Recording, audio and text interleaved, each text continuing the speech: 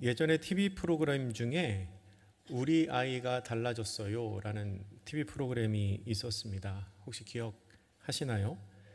문제 행동을 보이는 아이들이 출연을 해서 전문가의 조언에 따라서 그 아이가 어떻게 변화되는지를 보여주는 그런 TV 프로그램이었습니다.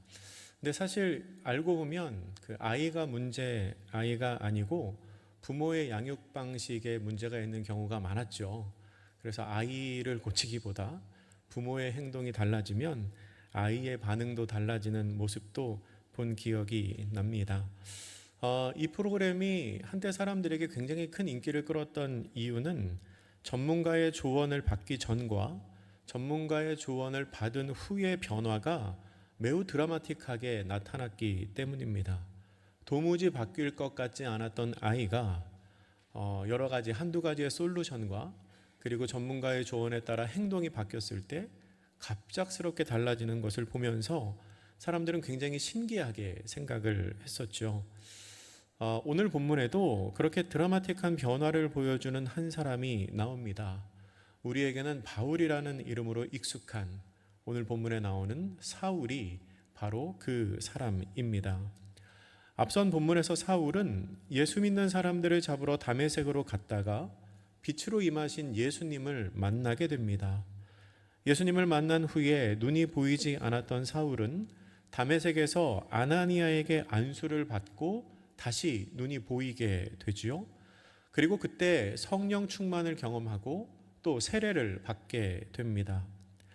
그렇게 성령 충만함을 경험하고 세례를 받고 또한 다시 눈이 보이게 된 바울이 가장 먼저 한 일이 무엇이었을까요? 바로 전도입니다. 사울은 예수님이 하나님의 아들이심을 전파합니다. 오늘 본문의 시작인 19절 하반절과 20절 말씀을 우리 다시 한번 같이 읽어보도록 하겠습니다. 시작. 사울이 다메섹에 있는 제자들과 함께 며칠 있을새 즉시로 각 회당에서 예수가 하나님의 아들이심을 전파하니. 아멘. 사울은 예수님을 믿는 사람들을 박해하던 사람에서 예수님을 전하는 사람으로 바뀌었습니다. 이것은 예수님에 대한 사울의 이해가 완전히 바뀌었다는 것을 의미합니다. 여러분 한번 생각해 보세요. 사울은요, 원래부터도 하나님을 사랑하는 사람이었고 원래부터도 하나님을 잘 섬기는 사람이었습니다. 율법대로 살기 위하여 부단한 노력을 하는 사람이었지요. 사울이 왜 그렇게 예수 믿는 사람들을 박해했습니까? 결국은 하나님을 사랑했기 때문에 그렇죠. 하나님을 사랑하고 하나님을 믿는 유대교를 사랑하고 그 율법을 소중하게 여겼기 때문에 예수님이 자신이 믿는 종교를 해치려고 하는 유대교의 이단자라고 여겨서 내가 믿는 유대교를 위협하는 사람이라고 생각해서 예수 믿는 사람들을 핍박했던 것입니다. 사울에게 있어서 예수는 그저 신성모독으로 말미암아 나무에 달려서 죽은 죄인 그 이상도 그 이하도 아니었습니다. 사울은 예수님을 그렇게 생각하고 있었는데 그런데 불과 며칠 사이에 그렇게 생각했던 예수님에 대한 이해가 완전히 달라졌다는 겁니다. 사울이 다메섹으로 가던 길에 분명히 빛으로 임하시는 하나님을 만났습니다. 하나님을 만났거든요.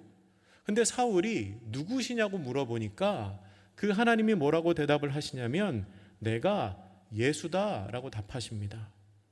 스스로 분명히 하나님을 만났는데 그 하나님이 예수라고 답을 하시는 거지요. 사울에게 있어서는 너무나 충격적인 일이었습니다. 그 뒤로 사흘 동안 앞을 보지 못했는데 아마 그때 사울은 영으로 임하신 예수님과 많은 교제를 나누었을 겁니다. 앞이 안 보이는 사람, 아무것도 안 보이는 사울이 그 기간 동안 무엇 했을까요? 제 추측에는 기도했을 것 같아요. 기도하면서 하나님 정말 당신이십니까? 예수님 정말 당신이 하나님의 아들이십니까? 많이 물었겠지요. 그 후부터 사울의 말이 달라지기 시작했고요. 예수님에 대한 생각이 달라지기 시작했습니다. 십자가에 대한 해석이 달라지기 시작했습니다. 교회에 대한 이해가 완전히 새로워졌습니다. 단 며칠 사이에 그러한 변화가 있었던 것입니다. 사랑하는 성도 여러분, 깨달았으면 달라져야 합니다. 깨닫고 달라지는 것이 회심이고 회개입니다. 그리고 그것이 믿음이고 용기입니다. 사울은 예수님을 만난 후에 완전히 달라졌습니다.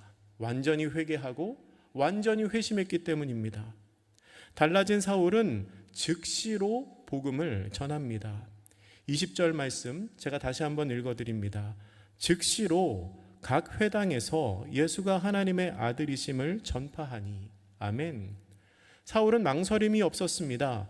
진리를 알게 된 이상 그 진리를 전하는 것은 너무나도 당연한 일이었기 때문입니다. 그 일을 즉시 행하는 것도 사울에게 있어서는 너무나 당연한 일이었습니다. 무언가가 생각났을 때 그것을 즉시 실행에 옮기는 것도 큰 능력입니다. 물론 성급해서는 안 되겠지요. 하지만 미루게 되면 처음의 마음이 식어지기 마련입니다. 사울은 그 마음이 식어질 틈이 없었습니다. 다메섹으로 예수님 믿는 사람들을 잡으러 가던 그 열심 그대로 그는 예수님이 하나님의 아들이심을 전파하기 시작합니다. 복음을 박해하던 열정이 복음을 전파하는 열정으로 바뀐 것입니다.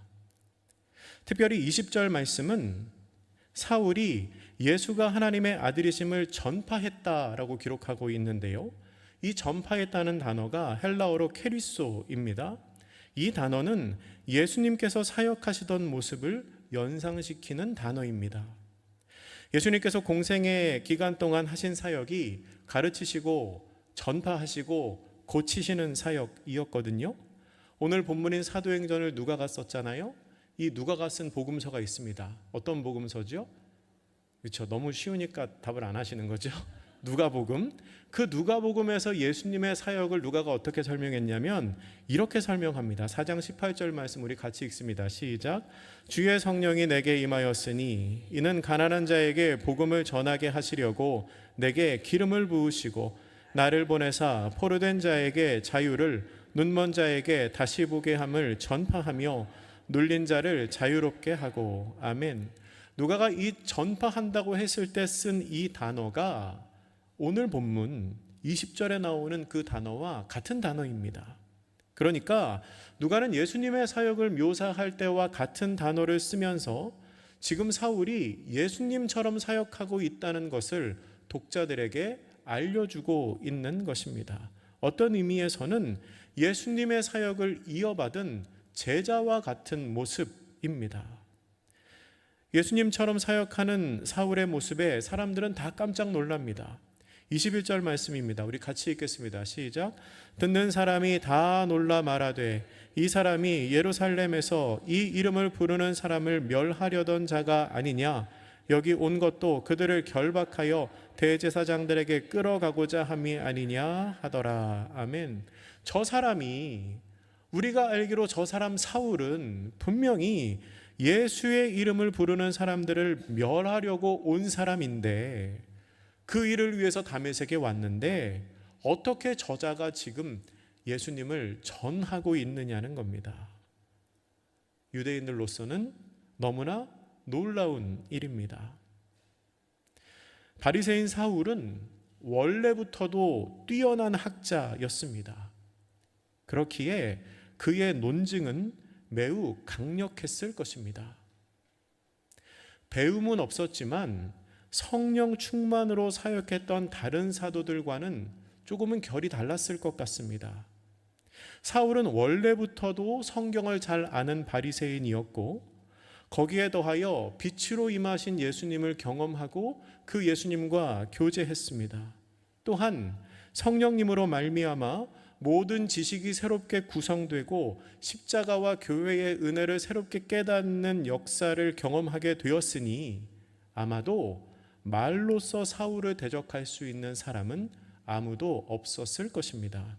게다가 그의 말보다 더 설득력이 있었던 게 있습니다. 뭔가 하면 그의 변화된 삶이었습니다.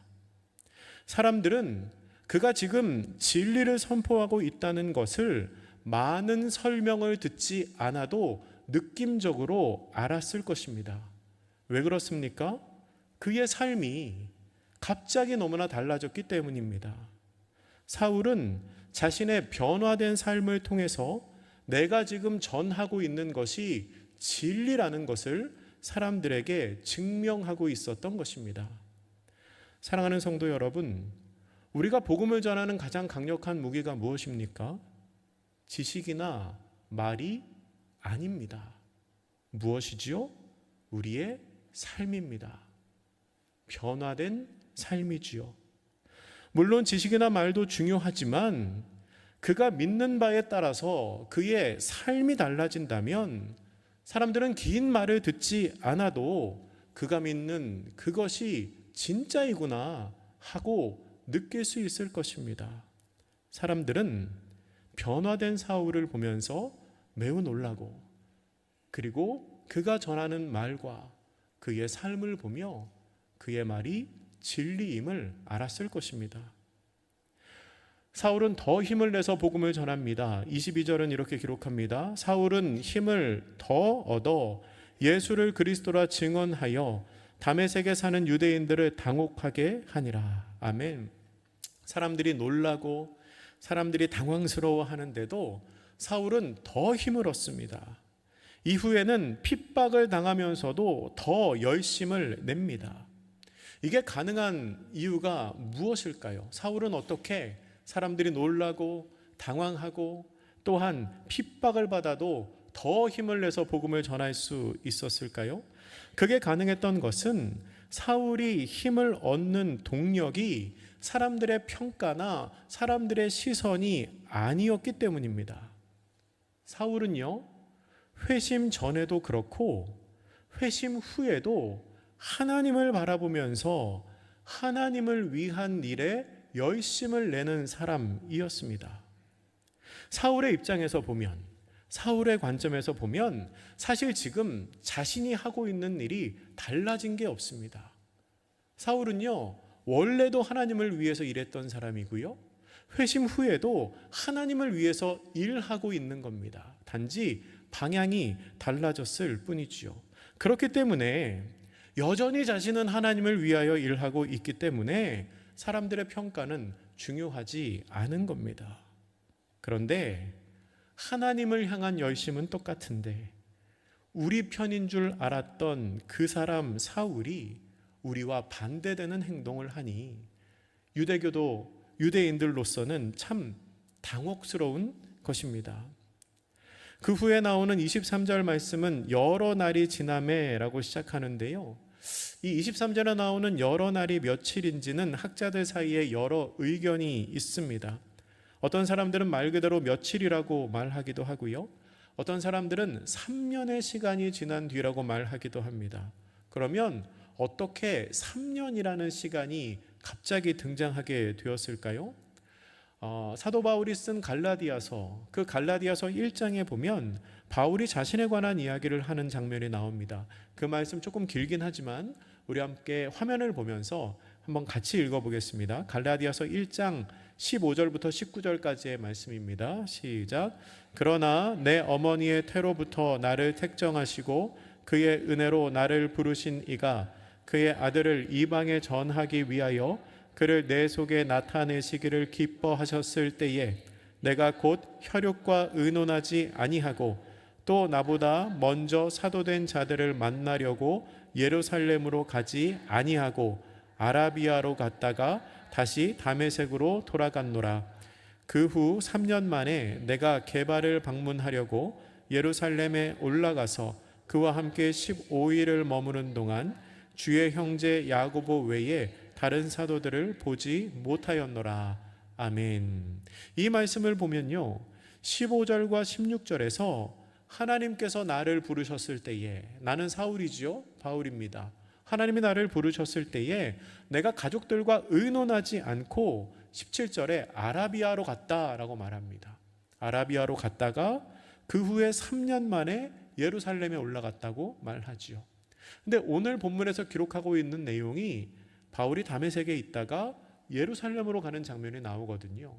그러니까 학자들은 추측하기로 이 사이 언젠가에 사울이 3년 동안 아라비아에 가 있었겠구나라고 추측하는 겁니다.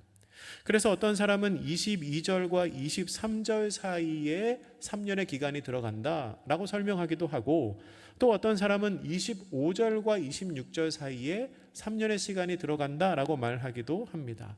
근데 조금 더 많은 사람들이 이제 23절의 시작에 나오는 여러 날을 3년이라고 해석을 하는 겁니다. 그러면 그 여러 날이 지난 후에 어떠한 일이 있었을까? 23절부터 25절까지의 말씀 제가 읽어드립니다. 여러 날이 지남에 유대인들이 사울 죽이기를 공모하더니 그 계교가 사울에게 알려지니라. 그들이 그를 죽이려고 밤낮으로 성문까지 지키거늘 그의 제자들이 밤에 사울을 광주리에 담아 성벽에서 달아 내리니라. 아멘. 사울은 여전히 유대인들에게 굉장한 미움을 받고 있습니다. 그리고 유대인들은 처음에 사울이 사역을 시작했을 때에 느꼈던 그 당혹감을 넘어서 분노를 느끼고 있습니다. 그래서 어떻게 하려고 하죠? 사울을 죽이려고 합니다. 사울을 없애기 위해서 공모를 하고요, 밤낮으로 성문을 지키고 있습니다. 그 소문을 들은 사울은 결국 문으로 나가지를 못합니다. 문으로 나가지를 못하고 제자들에 의해서, 이 제자들은 사울의 제자들이라는 해석도 있지만 주의 제자들, 그러니까 함께 예수님을 따르는 사람들이라는 해석이 더 많습니다. 어쨌든 제자들에 의해 광주리에 실려서 성벽에서 달아 내려와 몸을 피하게 됩니다. 이제 본격적으로 위험을 피하며 복음을 전해야 하는 사울의 사역이 시작된 것입니다. 그런데 이러한 사울의 고난은 그가 앞을 보지 못했을 때가 언제입니까? 빛으로 오시는 예수님을 만나서 3일 동안 눈이 멀었을 때에 하나님께서 아나니아에게 하신 말씀이 성취되고 있는 것을 보여주는 장면입니다. 오늘 본문의 앞에 나오는 사도행전 9장 16절은 이렇게 기록하고 있는데요. 그가 내 이름을 위하여 얼마나 고난을 받아야 할 것을 내가 그에게 보이리라. 아멘. 여러분, 이 말씀은요, 하나님께서 아나니아에게 하신 말씀입니다. 아나니아가 처음에 사울에게 가서 안수하라는 하나님의 음성을 듣고 좀 꺼려 하거든요. 왜냐하면 사울이 예수 믿는 사람을 대적하는 사람이라는 거 알고 있으니까요. 근데 그때 하나님이 아나니아에게 이렇게 말씀하셨어요. 사울이 내 이름을 위하여, 하나님의 이름을 위하여 고난을 받게 될 것이다. 그러면 왜 고난을 받아야 합니까? 그 위에 나오는, 거슬러 올라가서 9장 15절은 이렇게 기록하는데요. 같이 읽어보겠습니다. 시작. 주께서 이르시되 가라, 이 사람은 내 이름을 이방인과 임금들과 이스라엘 자손들에게 전하기 위하여 택한 나의 그릇이라. 아멘. 이 사람 사울은 이방인과 임금들과 이스라엘 자손들에게 전하기 위하여 택한 나의 그릇, 하나님의 그릇이기 때문에 고난을 받게 된다는 겁니다. 그릇이 아니었으면 고난 안 받아도 됩니다. 근데 하나님이 그릇으로 사용하시기 때문에 그에게 고난이 있을 거라는 거지요. 아마도 아나니아는 눈이 보이지 않는 사울에게 안수하면서 이 하나님의 뜻을 전했을 것입니다. 하나님이 나를 통하여 당신에게 이렇게 말씀하신다, 이야기했겠죠. 그리고 사울은 아마 아나니아의 말을 가슴 깊이 새겼을 것입니다. 그리고 고난 받을 때마다 생각이 났겠지요. 나에게 고난이 임하는구나. 하나님께서 말씀하신 그 일이, 하나님께서 내가 고난을 겪어야 한다고 말씀하신 그 고난이 지금 나에게 성취되는구나. 어쩌면 이런 마음이었을지도 모르겠습니다. 고난이 나에게 임하는 것 보니 내가 지금 하나님의 그릇으로서 사역을 감당하고 있구나. 내가 하나님의 그릇으로 쓰임 받으니 나에게 고난이 임하는구나 생각했을지 모르겠습니다. 그렇기 때문에 어쩌면 바울에게 닥친 고난은 바울에게 상처가 아니라 자신의 사역의 방향이 인정되는 것으로, 하나님께서 자신의 사역을 인정하시는 표징으로 여겨졌을지 모르겠습니다. 사랑하는 성도 여러분, 주의 뜻을 따르며 받게 되는 고난은 결코 저주이거나 실패가 아닙니다. 하나님의 그릇으로서 사명을 감당하는 모습이지요. 사울이 복음을 전하지 않았다면 광주리를 탈 일도 없었을 겁니다. 그러나 그가 복음을 전했기 때문에 고난을 당했고, 고난받음으로 말미암아 광주리를 타고 도망가는 일이 생긴 것입니다. 이것은 수치스러운 일이 아닙니다. 하나님의 뜻이 이루어지고 있는 과정입니다. 혹시 이 중에 주의 뜻을 따름으로 말미암아 고난을 겪고 계신 분이 있으십니까? 주의 뜻을 따르며 받게 되는 고난은 그것이 나에게 수치가 아니라 주님께서 우리의 삶에 남겨주신 흔적임을 기억하시기 바랍니다. 위험을 피한 사울은 예루살렘으로 갑니다. 그곳에서 제자들과 교제를 하려고 하지만 사람들이 다 두려워합니다. 본문 26절 말씀 같이 읽겠습니다. 시작. 사울이 예루살렘에 가서 제자들을 사귀고자 하나 다 두려워하여 그가 제자됨을 믿지 아니하니. 아멘.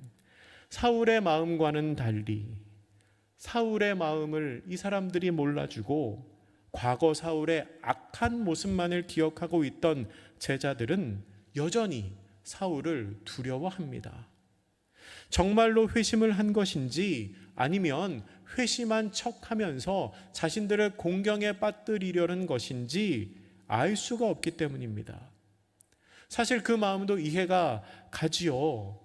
우리도 누군가가 이단에 있다가 왔다고 한다면, 만약에 어떤 새 가족이 왔는데 저분이 신천지에서 10년 있다 온 사람이래, 그런 얘기 들으면 마음으로는 잘 대해주고 싶어도 나도 모르게 뭔가 색안경을 끼면서 보게 되지 않을까요? 믿고 싶은 마음이 없는 건 아닌데 뭔가 믿음이 안 가는 그런 상황 있을 수 있습니다. 아마도 사울을 보는 제자들의 마음이 그랬을 것 같습니다. 그런데 그때 사울을 믿고 사울을 도와준 사람이 있습니다. 바로 바나바입니다. 본문 27절입니다. 같이 읽겠습니다. 시작. 바나바가 데리고 사도들에게 가서 그가 길에서 어떻게 주를 보았는지와 주께서 그에게 말씀하신 일과 다메섹에서 그가 어떻게 예수의 이름으로 담대히 말하였는지를 전하니라. 아멘. 바나바가 사울을 데리고 갑니다. 데리고 가서 사도들에게 그동안 있었던 일을 설명을 합니다.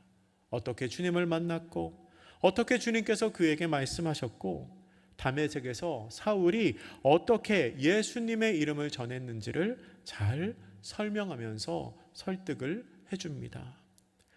바나바의 원래 이름은 요셉입니다. 구브로에서 출생한 레위 가문의 유대인이지요. 그는 신앙 공동체와 사도들에게 인정받는 사람이었습니다. 그래서 별명이 바나바였습니다. 바나바가 무슨 뜻이지요? 위로의 아들이라는 뜻입니다. 다른 사람을 잘 위로하고 격려하고 세워주는 일을 잘 했던 사람, 그가 바로 바나바였습니다. 기억을 다시 더듬어 보면 예수님을 만나서 회심한 사울이 그리스도인의 공동체로 들어오는 데에 결정적인 역할을 한 사람이 두 사람 있었습니다. 누구죠? 생각나시나요? 한 사람은 아나니아고 또 다른 한 사람은 지금 나온 바나바입니다. 아나니아는 다메섹에 있는 제자들이 사울을 한 형제로 받아들이는 데 있어서 큰 역할을 했던 사람입니다. 사울에게 안수해서 보지 못하는 그를 다시 보게 했고, 그리고 안수함으로 말미암아 성령의 충만을 경험하게 한 세례도 베푼 사람이 바로 이 아나니아였습니다. 그리고 바나바는 예루살렘 사도들에게 바울을 소개한 사람이지요. 예루살렘의 사도들은 바나바가 통찰력과 인격이 훌륭한 사람임을 알고 있었습니다. 그래서 사울은 믿지 못했지만 바나바를 신뢰하는 마음으로 사울을 한 형제로 받아들이게 됩니다. 이 두 사람, 아나니아와 바나바를 통하여 사울이 교회 공동체에 들어올 수 있었고, 후에 사울은 바울이 되어서 복음의 전달자로서의 사명을 훌륭하게 감당할 수 있게 된 것입니다. 여러분, 하나님께서는 사람을 통해 사람을 세워 가십니다. 여러분 중에 혹시 혼자서 스스로 믿음 생활을 잘 하게 되신 분 있으신가요? 있으시겠죠? 손 들어보라고는 안 하겠습니다. 있으실 텐데, 근데 가만 생각해 보면 보통은 붙잡고 기도하고 세워주는 사람이 있습니다. 그 사람이 나의 부모님일 수도 있고요, 교회 목사님일 수도 있고, 혹은 교회 학교 선생님, 아니면 구역장, 아니면 함께 신앙생활하는 믿음의 동료들일 수도 있지요. 그런데 누군가가 나를 붙잡아주고 누군가가 다른 한 사람을 잘 세워줬을 때 새로운 사람들이 공동체 안에서 믿음의 뿌리를 내리고 성장할 수 있게 된다는 겁니다. 바라기는 우리가 서로에게 그런 존재가 되어주면 좋겠습니다. 내가 힘이 있어야, 내가 믿음이 깊어야 그 일을 할 수 있다고 생각하시나요? 아니요, 그렇지 않습니다. 내가 연약해도 한 사람을 잘 붙들어 줬을 때 그 한 사람이 나보다 더 훌륭한 신앙인이 될 수도 있습니다. 성경만 봐도 그렇잖아요. 바나바가 붙들어준 사울이 바나바보다 더 훌륭한 바울이 되었습니다.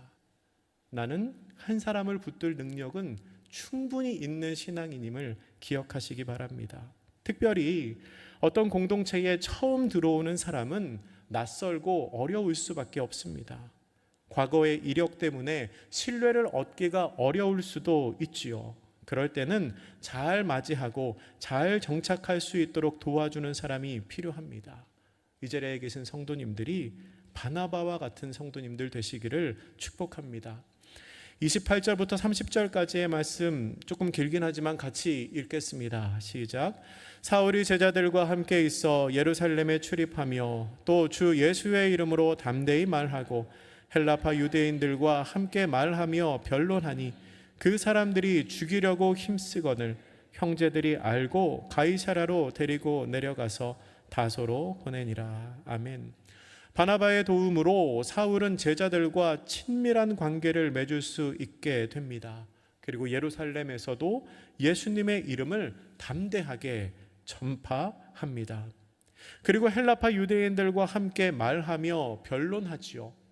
아까도 말씀드렸지만 사울은 원래 가지고 있었던 그 풍성한 지식과 예수님이 주신 충만한 은혜로 말미암아 그 누구보다도 강력하게 기독교를 변증하며 구약에 예언된 메시아가 바로 이 예수님임을 선포했을 것입니다. 유대인들은 그러한 사울을 죽이기 위하여 힘씁니다.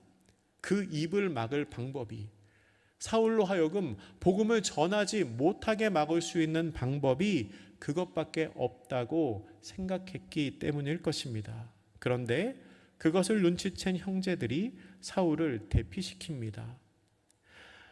사울은 예루살렘에서 복음을 전할 때 아마 스데반이 많이 떠올랐을 것 같습니다. 스데반이 누구지요? 예루살렘에서 복음을 전하다가 순교를 당한 첫 번째 초대교회 순교자입니다. 그런데 스데반이 순교를 당할 때 사울이 그 자리에 있었습니다.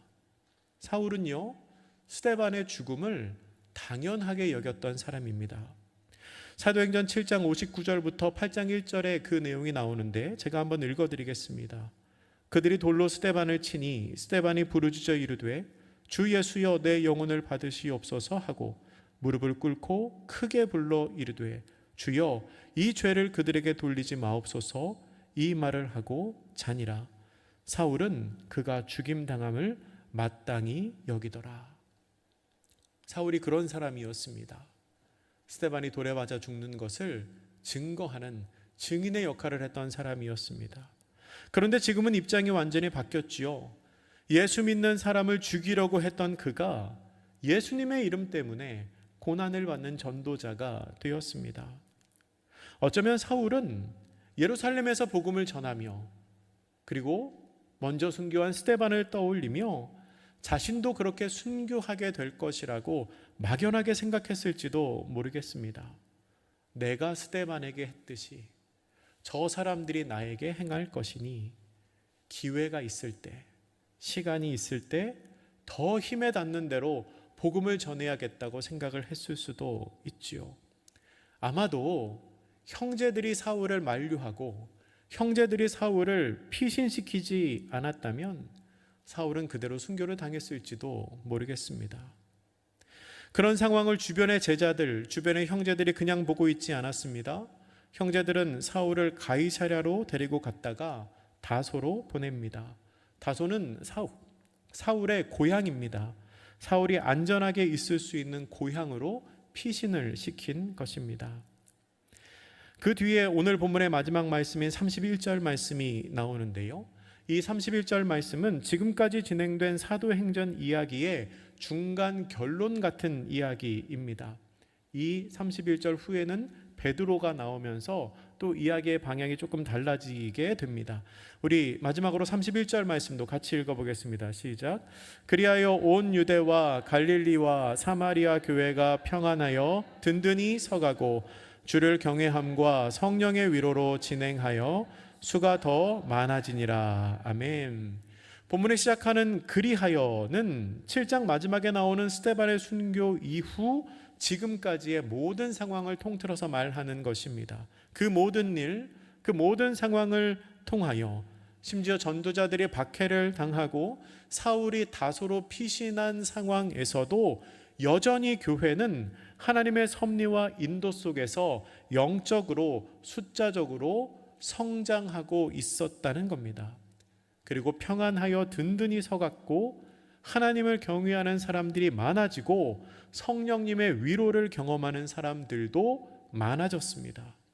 사도행전 1장 8절에서 예수님께서 명령하신 것처럼 하나님의 복음이 예루살렘과 유대를 넘어서 사마리아를 지나 점점점 확장되고 있는 모습을 보여주고 있는 것입니다. 하나님께서는 이 일을 위하여 사울을 사용하셨습니다. 그러나 사울을 통해서만 이 역사가 나타난 것은 아닙니다.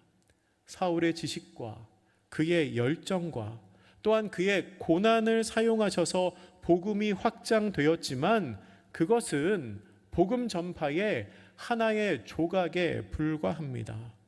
복음 전파는 분명히 성령님께서 주도하시는 사역이었고 모든 제자들이 함께 감당하는 사역이었습니다. 그리고 지금 오늘날을 살아가는 우리도 그 한 조각의 복음 전파의 사명을 감당하고 있습니다. 말씀을 정리합니다. 오늘 본문에 나오는 사울의 변화는 굉장히 극적이었습니다. 복음을 박해하는 열정이 복음을 전파하는 열정으로 바뀌었습니다. 생명의 위협도 그것을 막을 수는 없었습니다. 그 모습을 보며 우리가 기억하고 닮아야 할 것은 깨달았으면 삶의 방향이 변해야 한다는 것입니다. 박해자 사울이 전도자 사울로 변한 것처럼 믿고 회심하면 삶의 방향이 바뀌어야 합니다. 우리는 우리 삶의 방향이 무엇을 향해 있는지를 늘 점검해야 합니다. 아무리 열정이 있고 힘이 있고 최선을 다하여 달려가더라도 그 방향이 잘못된 방향이라면 그것은 소용없는 열정, 소용없는 열심이기 때문입니다. 주님의 뜻 안에서 하나님께서 기뻐하시는 방향으로 올바른 방향으로 나아가는 우리 모두가 되기를 축복합니다. 그리고 그렇게 한 방향으로 나아가는 우리를 통하여 우리 한영교회가 평안하여 든든히 서가는 은혜가 우리 가운데 충만하게 임하시기를 주님의 이름으로 축복합니다. 이 시간 함께 기도하실 때에 말씀을 기억하며 주님, 내가 힘을 쏟고 내가 열심을 내어야 하는 곳이 어디입니까? 알게 하여 주시고 열심을 다하여 하나님의 나라를 향해 달려가는 우리 모두가 되게 하여 주시옵소서. 말씀을 기억하며 함께 기도하겠습니다.